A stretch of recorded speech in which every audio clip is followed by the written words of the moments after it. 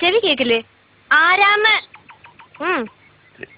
ഞാനൊരു വഴിപോക്കനാ. ഇവിടെ ചുറ്റമ്പലത്തിൽ എന്താ കാര്യം? ഇത് പൊതുവഴിയല്ല. നമ്മൾ ആരാണാവോ? അതല്ലല്ലോ ഞാൻ ചോദിച്ചതിനുള്ള മറുപടി. ഇതെന്താണ്? കാവിലെ ഭഗവതി നേരിട്ട് പ്രത്യക്ഷപ്പെട്ടതാണോ? അതെ.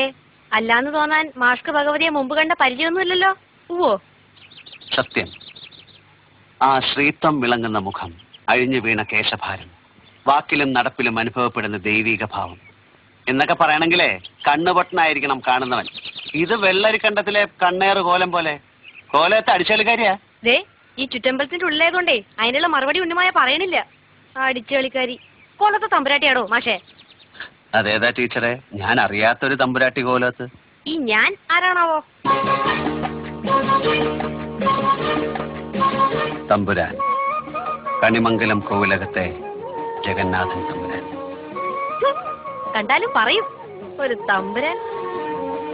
കോലം വാങ്ങിച്ച ആളുടെ ബാല്യക്കാരനാ ആയിരിക്കും. മൂർത്തിയെക്കാളും വലിയ ശാന്തിയുള്ള കാല. മുന്നിന്ന് മാറുക തമ്പുരാൻ. ആ പിന്നെ കോലം വാങ്ങിച്ച മാഷിന്റെ മുതലാളി വന്നിട്ടുണ്ടെങ്കിലേ എനിക്കൊന്ന് കാണണമെന്ന് പറയൂ. ചിലത് പറയാനുണ്ട്. അഹങ്കാരത്തിന് കയ്യും കാലും വെക്കുക, എന്നിട്ട് പെണ്ണെന്ന് പേരും. നിനക്ക് ഞാൻ വെച്ചിട്ടുണ്ടോ ഈ കുറുമ്പത്തി? എന്താ? ശംഭോ മഹാദേവാന്ന്. പിന്നെ